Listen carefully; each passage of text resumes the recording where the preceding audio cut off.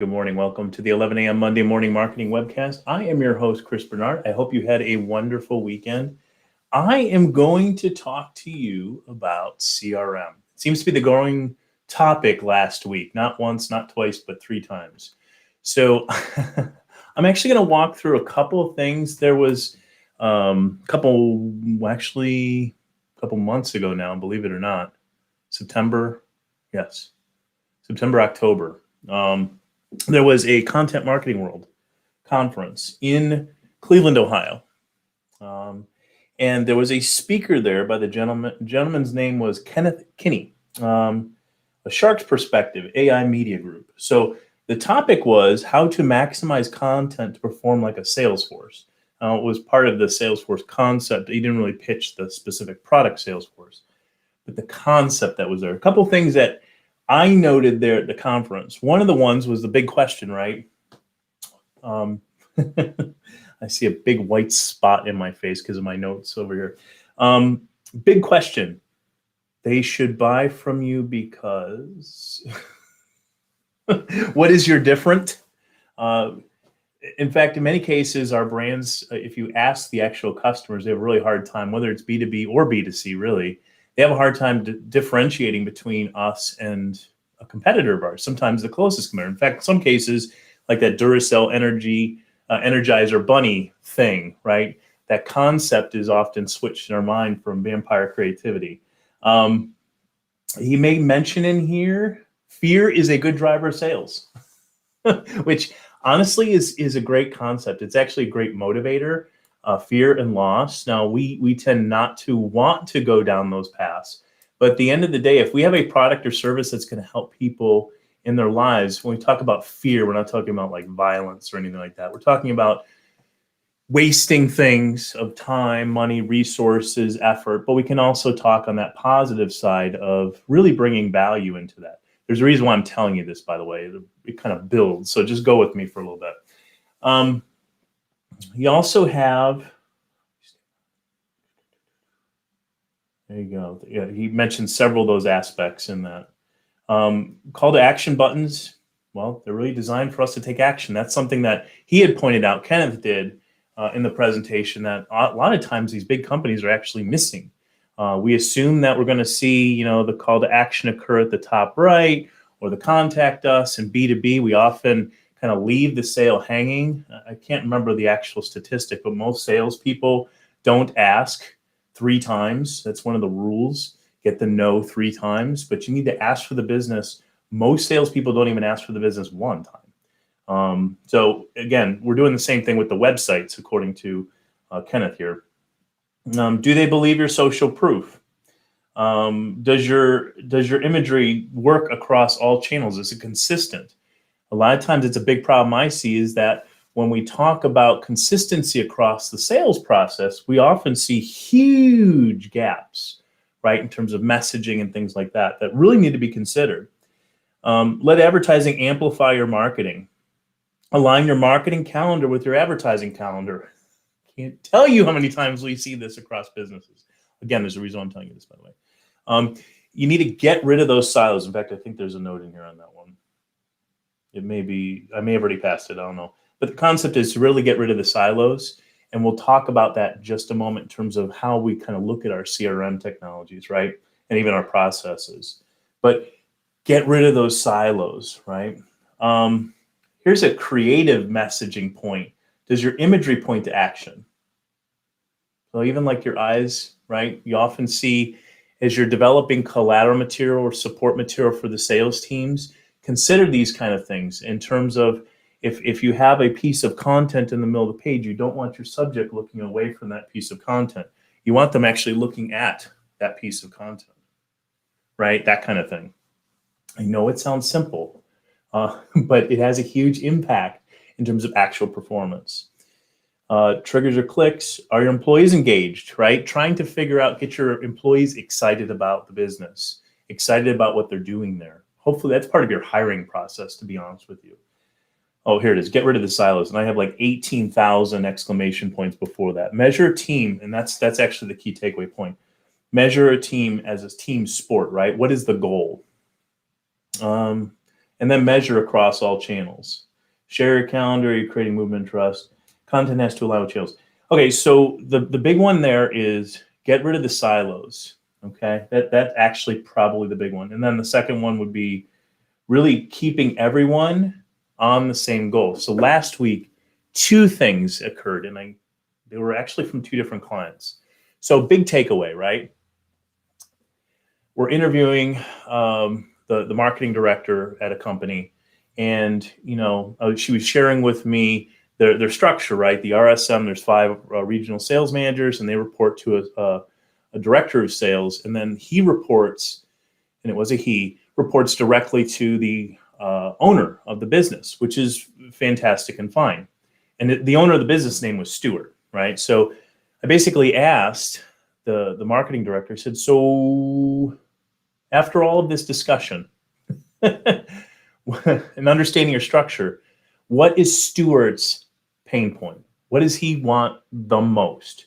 What keeps him up at night? What is he focused on driving, right? And she was able to specifically identify a very specific product that they wanted to push and how they wanted to see that product's success evolve, right? So basically within that, I'm able to align then all of the details around that CRM. So when we think about a CRM tool, one of the things that we were talking about last week, not in this video, but just as in terms of a client, you need to make sure you understand the process. So like in this specific case, the leads come in, they come into the funnel via online initiatives. They get directed to one of these 5 regional sales managers, right? And then the question becomes, what do they do with it? Because we're measuring how they come in, right? We're measuring how they come in, and we're trying to get to the performance on the outside. But basically, we consider a lead a score, a win, right? And as long as they're a lead, that's great. The marketing drove what it needed to.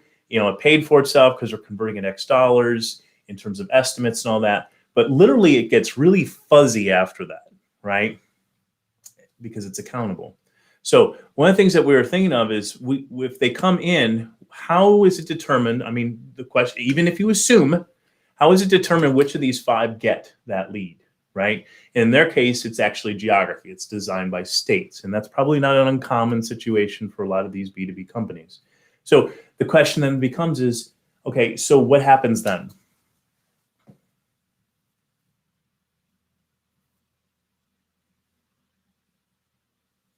And that's what the response was. You don't really know. They just go off. So understanding, all right, so you just had something come in and you just threw it out that way, but there's no follow-up in the system to kind of close the loop. So again, you had these marketing initiatives that drove this lead. I'll call it a lead, right? You can see that screen, right? So you had these marketing initiatives that drew this lead where you spent like hard-earned dollars to drive to an actual lead. In some cases, in this case, we have phone calls that are being tracked. Phone calls that are being tracked, as well as actual form leads, right? So I'm just going to kind of bring those two things together. And then they go off into one of these 3, 4, and then 5. These salespeople, right? So you get these sales guys. Forgive me, they're all guys, okay? This is a old school kind of B2B kind of situation. Those are supposed to be people, by the way. Thank God for creative teams. But then it goes off into Never Land. And really what ends up happening is there's 2 things that are going on with this. These actually, they have 2 ways of kind of doing it. One that's actually, both of them actually convert into actual dollars. So I'm going to say process 1 and process 2, right?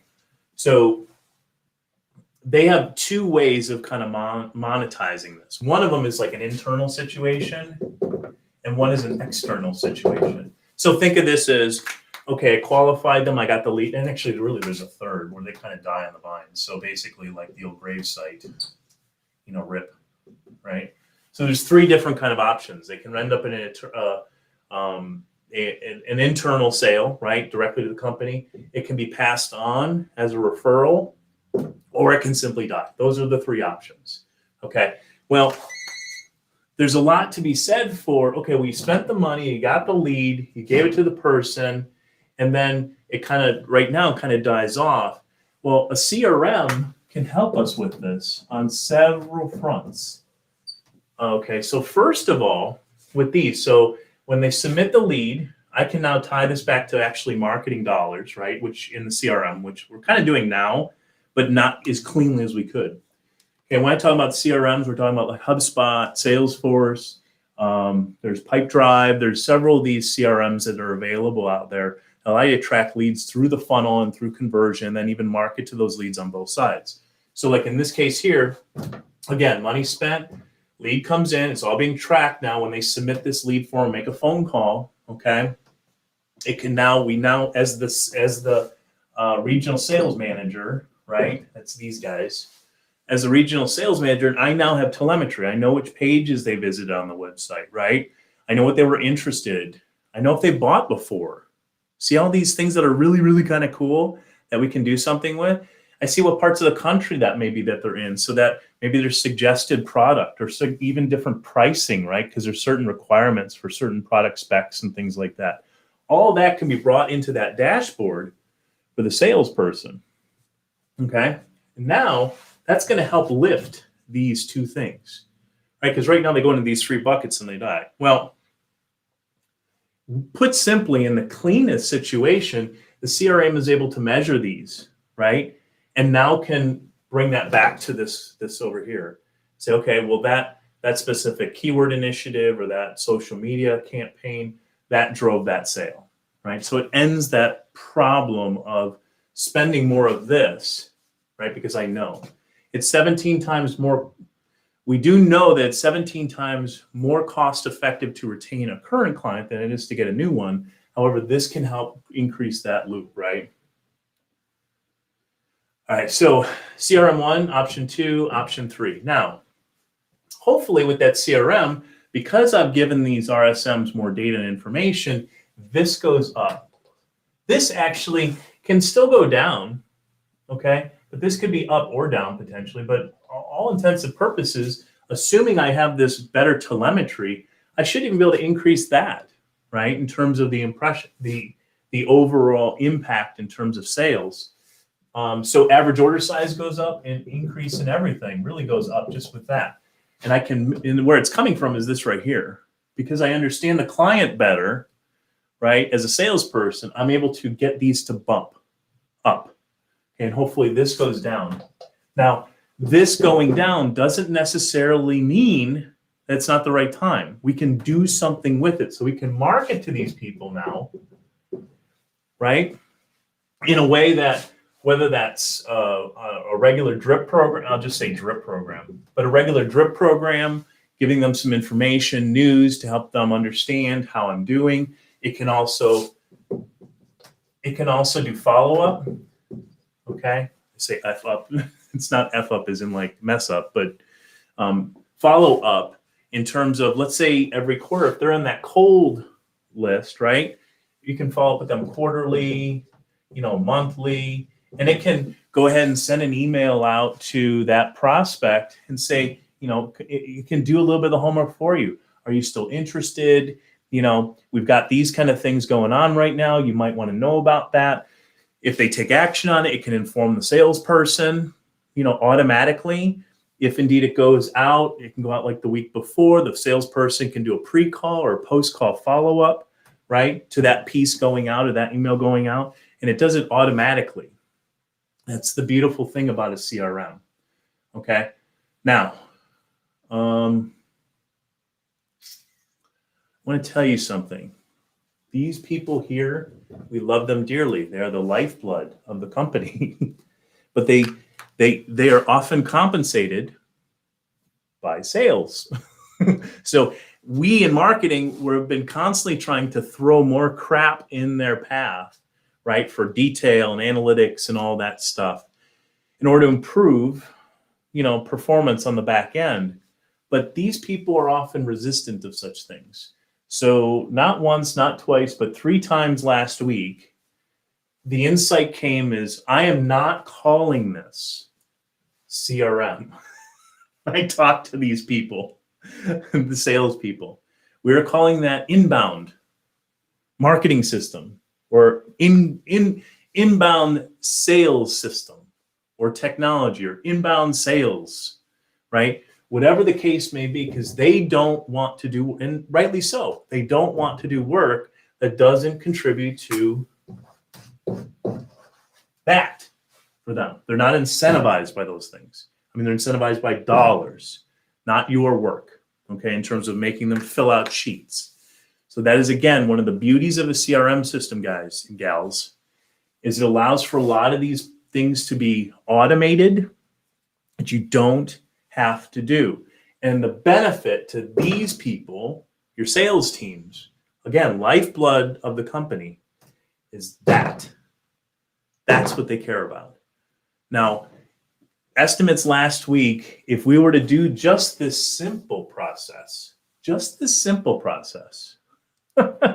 my expectation to them is I could double their sales and they would be doing less work. Did you hear me? We could double their sales and they would do less work. Less work. That's the benefit of CRM. Okay. So some companies need help with this. Some companies need help kind of mapping that stuff out, right? Figuring out how that works, and by the way, overcoming obstacles, doing that deep dive with the consulting, with the sales teams, being a third party that understands their perspective can often help with that. This is not an evaluation of their job, just to improve their job performance. Everybody wants to do less work and get more benefit from it so they can focus on doing things that add greater value, okay? That's one of the reasons why God designed us. Use our talents and skills better. So this CRM would allow for those kind of things. The term CRM needs to be often banned for RSMs because it doesn't necessarily help. It confuses them and it's an away response. So CRM can be an awesome thing to do, but again, you may need help in implementing that, coming up with the structure of your systems, to sit down with your sales teams and say, what's working, what's not, who are we trying to target, what are their apprehensions? Maybe we can build some things online that allow them to, basically allow them to overcome those obstacles, or checklists that allow them to, print off that they can actually carry around with them if that's something they actually do or their customers would, so that we can kind of control and provide information that allows the customer to see why we are better by asking good questions of our competitors. Say, look, we're better for X, Y, and Z things, and we're going to make sure that they're aware of that. So the best thing to do is educate your prospect so that when they do call your competitors, you're the advanter. You're the advantagee. That'd be the right word? So advantagee. I don't know, the recipient of that prospect, earned recipient of that prospect. So if you need help with that, we can certainly make that available for you. All right, simple consult, 15-minute consult. We can kind of talk about those problems and kind of get to the bottom of it. If we need to go deeper into that conversation, that's absolutely fine. In many cases, as you may have guessed, there's a lot of moving parts to this thing called sales. So, whether that's a short-term engagement or a more long-term engagement that requires not just sales implementation and CRM implementation and fact-finding, but also that long-term support of those teams so that you're driving inbound leads, we can certainly do that. So I hope that was helpful. That is a topic that literally, real time last week, not one, not two, but 3 times, 3 times came out last week in terms of sales, CRM. So just some helpful tips for you. I hope you have a blessed Thanksgiving week. Enjoy family, enjoy friends, and be nice to each other. We have a lot to be thankful for. All right. I wish you the best. Have a great, great week, and we'll talk to you next week. Thanks so much for joining me this morning.